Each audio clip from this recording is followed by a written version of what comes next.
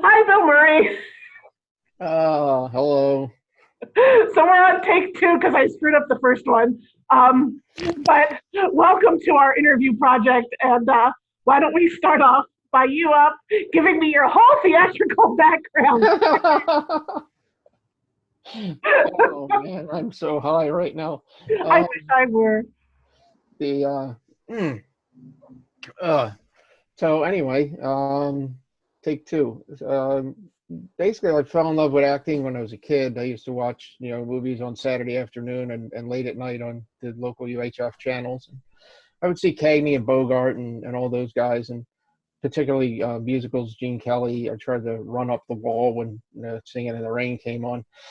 I think Um, everybody's tried to do that. yeah, yeah. The Marx Brothers and all that stuff. Which old actor do you think you're most like? Jack Lemmon. Okay, I see it. Yeah, got that whole everyman thing going on. Yeah, yeah. Um, and I've not coincidentally, I've done several Jack Lemmon roles on stage, so it makes sense.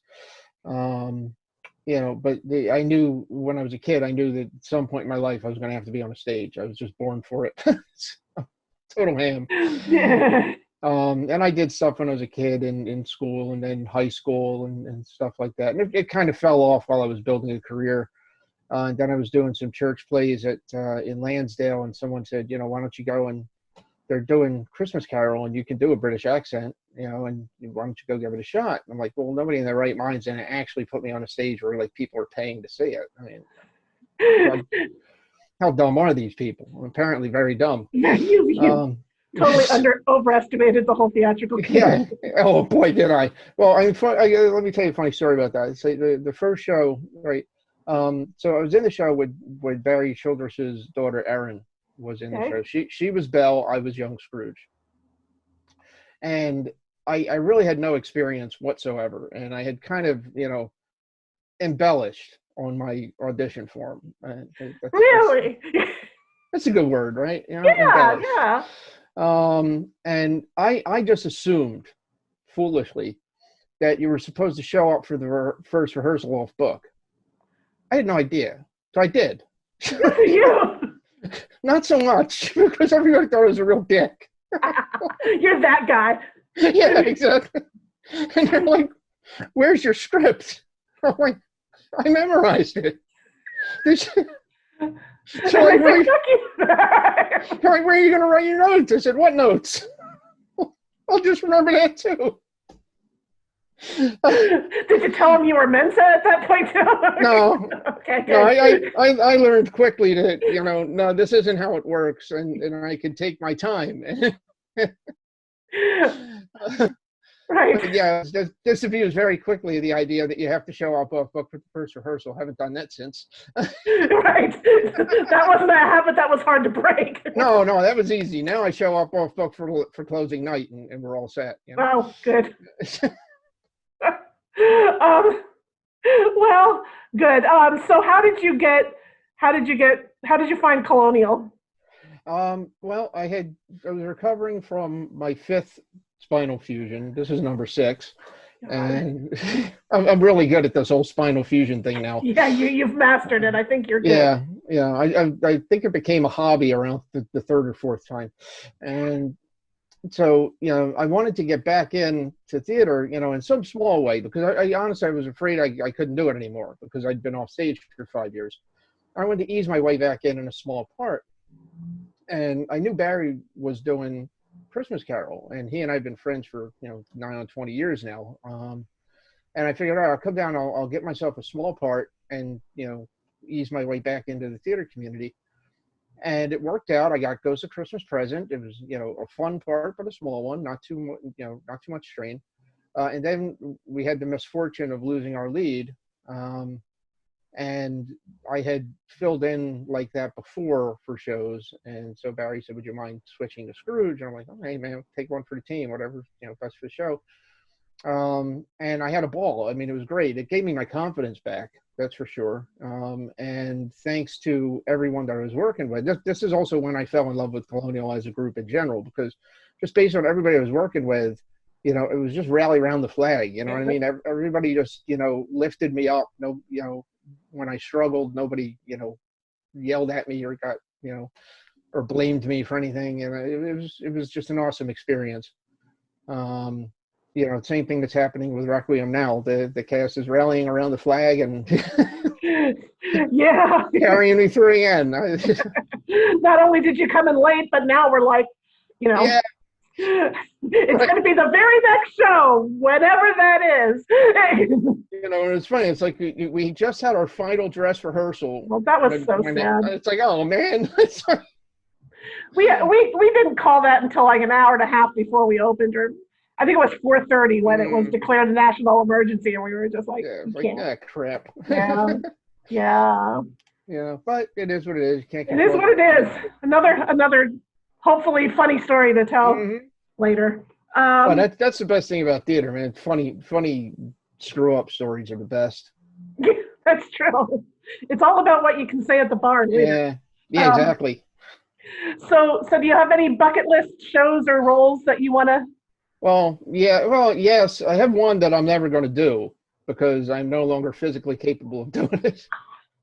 Well, what is it anyway? It's Harold Hill in The Music Man. Oh. I mean, it's like I always felt like that was just written for me. I mean, that is me.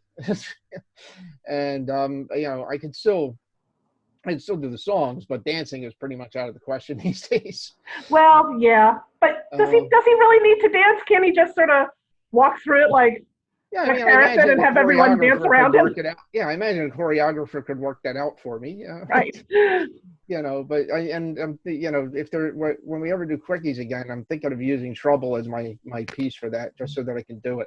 You know what? It's not about me, but I have printed out the words to a Trouble because I was going to do it just for the hell of it for the next talent show night. Nice. So we could have done dueling Troubles. Yes. Oh, that'd be awesome. It would have been awesome. I like how you think. I figure, I use these things for stuff I'm never actually going to get to do. Exactly. There's so many. So I have material for years. So what are of the stuff that you've done, what would you say your favorite roles are? Oh, number one is George Bailey in It's a Wonderful Life. It's always going to be that because it's my favorite character of all time and my favorite movie of all time. Oh, okay. I absolutely adore it. One that surprised me because I thought this is when you should listen to your director, because I would never have cast me in this part, and it's the best review I ever got, which was Einstein in Arsenic and Old Lace. Oh. I went out for Jonathan because I'm like 6'4". Einstein never would have crossed my mind. And the director was like, no, you're Einstein. I'm telling you, you're Einstein. And I killed. It was great. I mean, he was totally right. I was totally wrong. Yeah. And then Ensign Pulver was a good time in Mr. Roberts. Oh, where'd you do that? Marple Newtown, back when they were in the Gantlet Center. Because we went the whole hog with the bathtub full of soap suds and all that shit. I mean, it was a complete mess. We had a live goat in the show. I mean, oh my God. Yeah, we went all the way with that show, and it was a lot of fun. I've never seen that on stage. Oh, it's a blast. Huh. When I blow up the laundry and come out like all covered in soap suds and burned clothes, and it's funny. It's very funny. Cool. Yeah. All right. So it's a long list. Yeah, well, those are highlights. That's good. And as you know, Henry. That's my personal favorite of the whole season. I wanted that one. Yeah. Well, you came in. That's another one. You came into the audition with it practically memorized. So, yeah, that wasn't a hard call. God, that was fun. That was fun. That was fun. What are the Jack Lemmon roles for the Ensign Pulver? That was Ensign Pulver was one. Odd Couple, I played Felix. Okay. Excuse me. What was the other one? Was it Prisoner Second Avenue? I think it was Prisoner Second Avenue. Okay. And then there was one Walter Matthau role, which was Plaza Suite. I like doing Neil Simon. Yeah. He's just fun. The words just kind of roll off your tongue. The guy writes dialogue so naturally. It's hard to not get a laugh with him. Yeah, it's like he does all the work for you. It's That's actually another one I love to do is Come Blow Your Horn. Come Blow Your Horn. Yeah. Okay. Again, Neil Simon. It's like Neil Simon. Okay. Good to know. So you've done some musicals, but if I asked you musicals or plays, I'm gonna guess I know the answer to that, right? Oh, plays, yeah. Yeah. Oh, yeah, most definitely plays, straight plays. I like musicals, but it's not my not. I'm average. Like I can get away with a musical. Okay. You know, there's some that but I love watching them. My God, my musical collection is enormous. I mean, Yeah. Okay, that's good to know. Oh, here's an interesting. What were you like in high school? um, I was weird, man, which shouldn't surprise anybody at all. You know? Not at all. So a loner. It's like I was part geek, part goth. It was just a little bit of everything. Like if you took the movie The Breakfast Club and kind of like mush them all together like Play-Doh, then you'd have me. Okay. Did you lean into it? Did you embrace it or? Oh yeah. Yeah. It's, you know, once I realized that I was like, I'm an outsider and I'm always going to be an outsider. I might as well embrace being an outsider and stop worrying about fitting in. Yeah. You know, which is what I love about theater, you know, because that theater is the realm of the outsider. And just one more thing, speaking of bucket list items, one I want to direct, not be in, is, but nobody's ever going to let me do it, is Equus. Equus. Oh, yeah. But to me, that's what Equus is all about. The taking someone who's an outsider and trying to make them conform and make them normal. Yeah. But there's no real objective definition of normal. No, there's not. You know, and when you try to do that to someone, you don't just destroy them in the conventional sense. You basically strip them of their identity, which is what happens to the kid in Equus. It's a poignant play, but people focus on the sexuality aspects of it. And yes, it's there, and yes, it's important, but that's part of the story, not all of the story. Yeah. Yeah, that's a heavy duty show. Yeah. I read too much. I wish we had a second stage. Yeah, wouldn't that be nice? It would be fantastic. Let me see. So, do you have a favorite movie? It's Wonderful Life. Really? Okay. Let's take that one off the table. That's going to be my favorite everything. Okay, because I thought you were going to say your superhero guy. No, Deadpool. Yeah. Yeah. No. Well, you know. Different genre. In character, yeah, but you know, it's like in terms of actually me, it would definitely be It's a Wonderful Life. Okay. As far as what I think the greatest movie ever made is, it's a tie between Casablanca and Lawrence of Arabia. Oh. Those are masterpiees. You know what? I've never watched Lawrence of Arabia. I've watched Casablanca, and I like it. I have to write that down. Yeah, and if you ever get a chance to see Lawrence on a big screen, because they re-released it last year, if you ever the cinematography of the desert is just breathtaking on a giant IMAX screen. It's an astonishing thing to see. I wonder if they'll do that again. I wouldn't be surprised. Yeah. There's money to be made. So your favorite book, which I don't think can be It's a Wonderful Life, because I don't think it's a book. It's true, it's not. I mean, it is a short story technically, but that's not going to be that. Probably Tales of Mystery and Imagination by Edgar Allan Poe. Oh. Mainly because it was my first serious reading when I was a kid. So that's short stories, is that right? Yeah. That opened up a whole new world of imagination for me.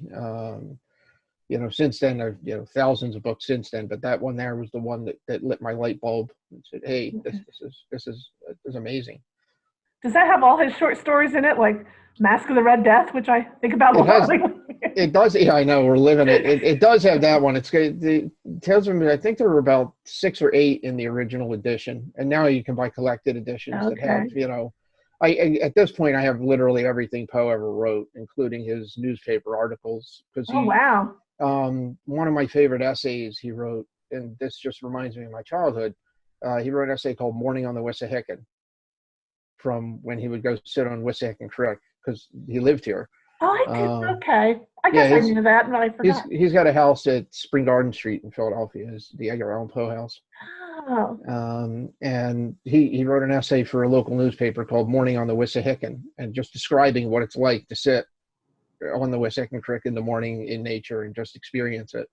oh, that's And I used to do that. I was like, yes, this is it. This is, you feel this like connection across the centuries. You know what I mean? oh, that's very cool. I've never. It would be interesting to read something of Poe that's not like the horror slowly Oh steering you yeah, to death genre.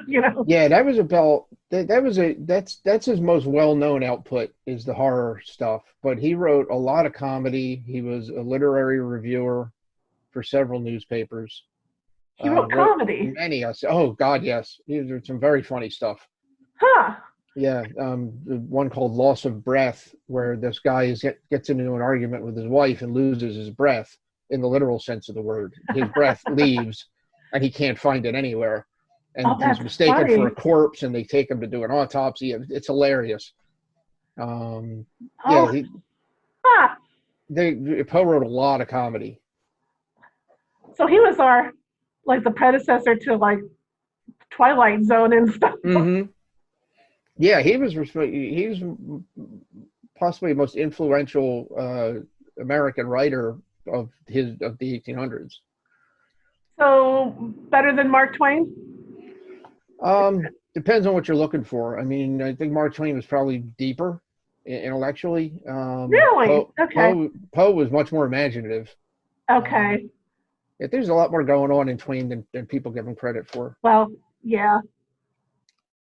Huh. But it's just funny that on the surface you think of Mark Twain and like Huckleberry Finn and Hmm. Boyhood and blah blah blah, and you think of Right. Poe and you think of Dark Goth and the Raven. Exactly. But you're saying there. Oh, that's interesting. All right. Let me see. So that's favorite book. You have a favorite type of music or everything? Well, I like almost every genre. I'm a huge swing fan. Oh, Which came from when I was a kid watching movies. The influence that television had on me cannot be overstated. And we most of did. it was PBS. And I saw James Stewart in the Glenn Miller Story. Okay. And I did first see time, that one. yeah, first time I heard "In the Mood," I'm like, this is oh my God, it's like, and then I just became a total swing crackhead. So I have a big swing collection, but I also like classic rock. I like 80s pop. I like Tin Pan Alley jazz, fusion. I like almost everything. I can't think of a genre where I say I don't like that, except modern country, which Okay. Yeah, give me I some old school country. We're great. Modern country, meh. right, right. Just the formula from A to B to yeah, Yeah, yeah. Interesting. Is that a vape thing you're doing? Or it is is that indeed. okay, Yeah, cool. quit smoking about 7 or 8 years ago. Yeah. So No, I just didn't know if that was medicinal or something. no, I have some of that, but I don't like to mix don't like to mix it with oxy. I don't mix anything with oxy. Okay. That's Gotcha. Oh, dangerous stuff. so And let's uh, face it, oxy doesn't need any help. no, no. No it doesn't. Favorite type of music. What's your now assuming the world gets back and we can all travel again, what's your dream vacation? I want to go back to Ireland. Ireland, yeah. Yeah, I worked there for a while. I vacationed there a couple of times. I worked there 2 weeks a quarter for a couple of years, and that's my spiritual home. Huh. Me Um, in the west coast of Ireland in some small village with unlimited Guinness, and you'll never hear from me again.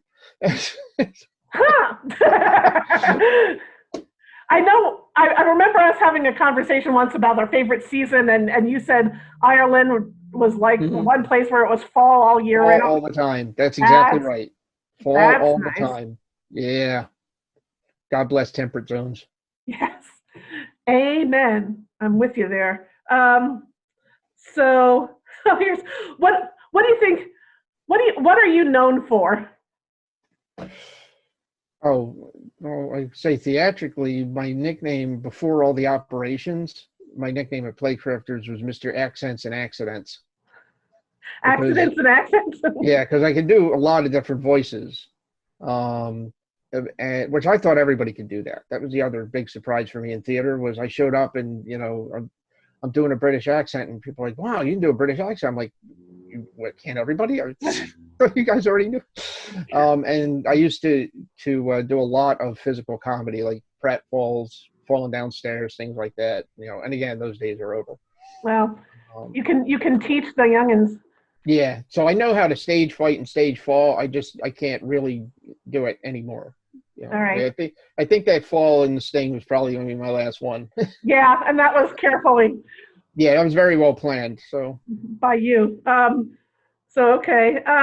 So that leads into, community theater doesn't really need an acting resume, but I mm, bet you have one. And what would you put on your special skills?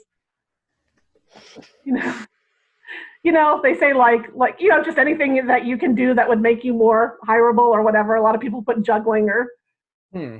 accents or. No, I can make props.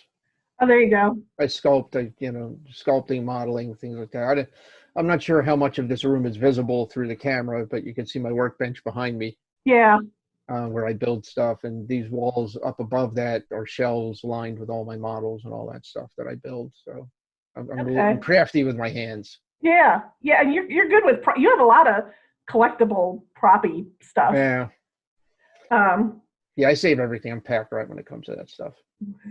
um, Might need it in a show someday. uh, so, favorite food? Like either.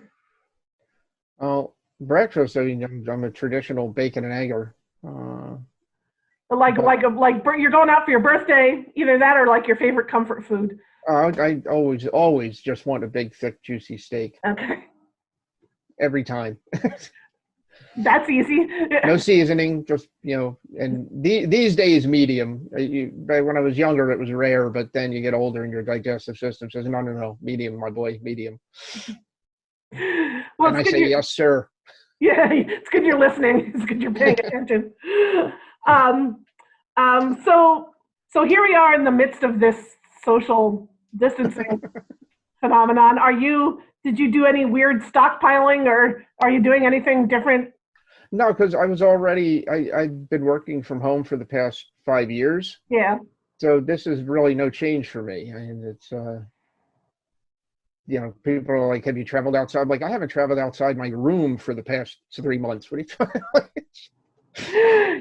Yeah, So, you were already pretty set up to function from home. yeah, exactly. So yeah, that's no real big difference. I mean, the only difference now is that instead of just me being home all day, we're both home all day, which is much more awesome than people seem to think. Like I hear people like they go crazy being together all the time. Like for us, it's kind of just the opposite. Like we That's, like being together all day. So that's good. yeah, Well, it's a little indicator of where you are in your relationship, maybe, yeah, you know? exactly. You don't actually have to be doing the same thing at the same time to be together. I mean, she could be sitting there on her laptop doing some work, and I can be flipping channels on the TV, or just in the same room, and that's good enough. Yeah, yeah, to be able to be together and not have to Yeah, fill the moment with talk or whatever. exactly. I just like the proximity. Oh, that's nice. I'm glad you like each other. Yeah. So let's see. I guess one last question. How about this? If you could go back to 15-year-old you and have a conversation, what would you say? First, don't put that damn cigarette down now. Okay. Very first thing I tell myself. Don't do that. 2, work on strengthening your back and neck. Okay. And 3, don't major in math. Go for theater. Don't listen to your guidance counselor. Because that's where things went wrong for me. It's like, I was coming out of high school. I wanted to go and be a theater major. And I had aced the math SAT. And the guidance counselor was like, no, you need to, get how to give you that, get into something that's going to give you a steady income kind of stuff. You know what I mean? Theater is not exactly stable. And they're like, no, you look at your math skills. You need to major in math. And I let her talk me into it. And I lasted one semester and said, this is the worst thing I've ever done in my life, and dropped out and I still ended up building a career in IT because it's what I'm good at. But if I had been a theater major, I think things might have turned out a little differently. But then again, I wouldn't be where I am with the people I am and the family I have. Right. So you made it work. You know what? I do want to ask you one more question. So anything at all. I got all day. Because I know you're big into comics. I sort of can appreciate it from afar, but I'm not really a big fan. I have nothing against it, but it's not something I've dove into. What do you say? What's the appeal of comics to a grown-up, and maybe how does that relate to theater? Well, a couple of things. For one thing, I mean, there's the comfort food of having had it since your childhood, so it's a point of continuity throughout your life. The other thing is that comics are becoming the kids that read comics, my generation back in the 70s, are the kids that have now grown up to write them, and they're writing more mature themed comics nowadays, and especially with the graphic novels, like what used to be Classics Illustrated is now like very serious graphic now, like Road to Perdition with Tom Hanks and Paul Newman. That's based on a comic book. Okay. Or because it's serious, they call it a graphic novel. Same different. It's the same thing. It's panels with art and words. Okay. So for me, it's the same as reading a book. It's like watching a movie one frame at a time. I think that might be the best way of putting it. Where you get to appreciate the artist's work, which is extensive. You can read it just as a story. It captures the whole medium, and it still manages to incorporate your imagination into it. I think that the theatrical format I love more than any is old-time radio. I have a huge old-time radio collection because it's the theater of the mind. Yeah. You have to do all the work is done with your voice. And it's a co-creative process with the audience because you're bringing the voice into it and they're bringing in their visuals. So it's kind of one kick up from radio when you get to a comic book. So it's not like, I'm reading Richie Rich or something like that. It's just that the comics industry in and of itself has evolved. Comics used to be 10 cents and it was something that you bought for your kid at the grocery store to shut him up. Comics are like $4 now. Okay. Yeah, it's much more serious business these days. And some of the visual art is just beautiful. I mean, it's as good as any other. It's as good as any other art you're going to see out there. I have trouble with what do they call graphic novels or it's not manga. It's manga. Yeah. It's just so visually compact that I can't. Something is broken in my brain, or I'm too old. I just can't. No, I don't read them either. Yeah, I don't read manga either. Okay. It's the Japanese animation and Japanese comics. It's a different world, artistic world entirely. I never understood it. I have friends that are like really heavily into it. Okay. And God bless them. I'm glad they enjoy their hobby, and I enjoy mine. So but it's very, very different artistic medium that I don't honestly understand. Okay, so a graphic novel is very different from manga. Well, manga is a subset of a graphic novel is basically any illustrated story. Okay. And it can be a manga, or it can be like I said, Road to Perdition is film noir. The whole thing's black and white. It's drawn in a very 1940s style. Then you had like From Hell, which is the Jack the Ripper, Fred Aberline story. It was written by Alan Moore. Okay. It's all over the place. It's like any other medium. Movies, you can have, Japanese kaiju Godzilla movies. You can have the Frankenstein monster, and those are two totally different worlds. Gotcha. Okay, that helps clarify it. Well, it's been good talking to you. I can't wait until we can all pleasure. Gather again. Yeah, oh, me too. I mean, I can't wait to get out of this goddamn neck brace. Well, that too. The only thing of solace I can say is that you're not the only one who's missing out on things. It's not like we're all gathering without you. Exactly, but yeah, this is This is the worst part of recovery is this stupid brace. Once this goes away, it gets a lot easier. But because being immobilized is when you're normally a mobile person, being immobilized is just weird. Yeah. Yeah, I can imagine that would be. Yeah, I keep wanting to turn my head to the left or the right, and it's like, ah, shit. How long? So for 2 weeks you have to, or six? 6. 6 with the brace. Yeah. All right. And then you take after that you start taking it off for 15 minutes every hour. Oh, And well, that this is goes a on for a process. couple of days. Yeah, you have to wean off because right now my neck muscles aren't working at all. Oh. Everything's being supported by the brace. Oh, So wow. without the brace, I'd be like floppy headed. You know what I mean? So are you in pain right now? Or are the Well, yeah, Oxycontin's yes. taking care of that? I would say yes and no. Yes, I'm in pain as soon as these drugs wear off. Okay. Okay, well then do what you need to do. You know, but Yeah. you get used to this after a while. You gotta make the best of things. Yeah. All right. On that, I am going to stop this recording and thank you very much. Anytime at all. Happy to talk to you. Okay. All right, here we go. I'm